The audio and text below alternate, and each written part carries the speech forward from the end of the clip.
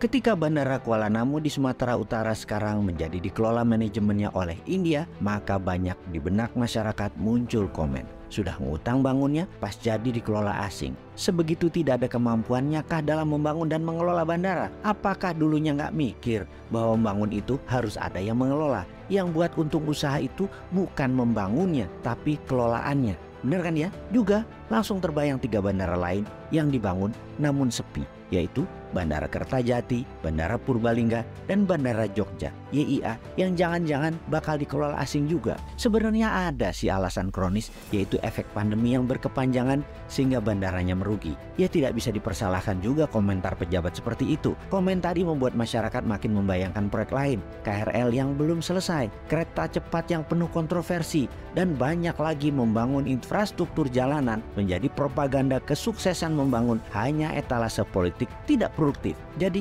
ikut terbayang-bayang itu semua. Semua infrastruktur itu tidak salah. Sungguh, membangun itu tidak pernah salah. Semua itu ada manfaatnya. Sungguh, namun ketika hasilnya tidak maksimal, tidak ada yang mengelola dan memberatkan, baik secara bisnis karena lama balik investasinya, juga berat karena beban hutang cara membangunnya, maka kita harus menemukan solusi. Walau agak ngocol memberikan solusinya, bikin kuping panas, namun tetap kita harus memberi solusi. Sungguh, kalau kita detailkan, kita New Mind ini sangat mendukung pembangunan infrastruktur. Yang membedakan dari sisi pandang New Mind adalah membangunnya kaum New Mind adalah caranya yang berbeda dengan Old Mind. Bukan tujuan yang berbeda, sama tujuannya. Sekali lagi, caranya, cara berhutang, pakai teknologi asing, pakai uang asing, pakai orang asing, bahan procurementnya asing, itulah yang dikritik New Mind. Kita ingatkan sekali lagi, biar lebih paham. Membangun infrastruktur tidak salah. Yang salah itu kok bisa-bisanya dibohongi oleh pejabat di lingkungannya dengan mengatakan bahwa membangun infrastruktur itu wajib,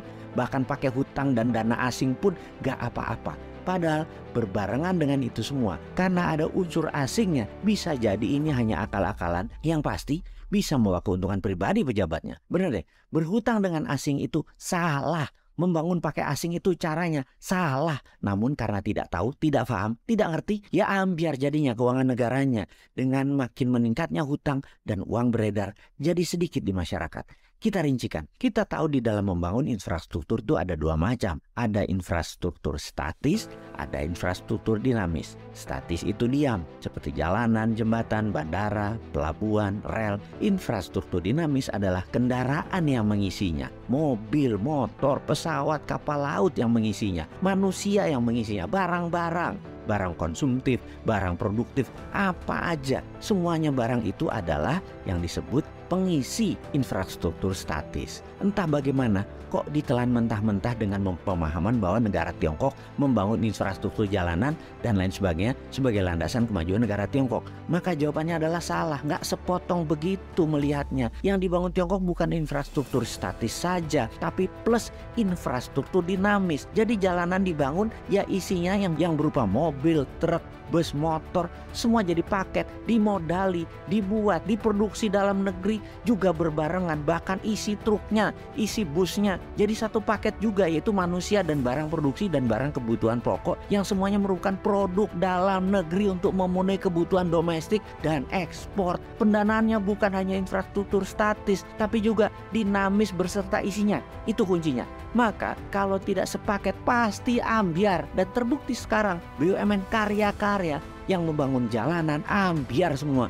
Kontraktor dan subkontraktor punya piutang tagihan tak terbayar di proyek-proyek tersebut karena IRR returnnya hanya dari infrastruktur statis yang gak bakal balik modal lama, apalagi hanya mengandalkan isi kendaraan kebutuhan pribadi, bukan produktif serta komersial yang hanya ngabis-ngabisin bensin, oli, dan makin banyak impor lah kalau kayak gitu. Bukti lain lagi, kita ini niru Tiongkok hanya bungkusnya disertai ketidakfahaman bernegara pejabatnya. Jadi kasihan dan malu banget kalau dikupas kayak begini.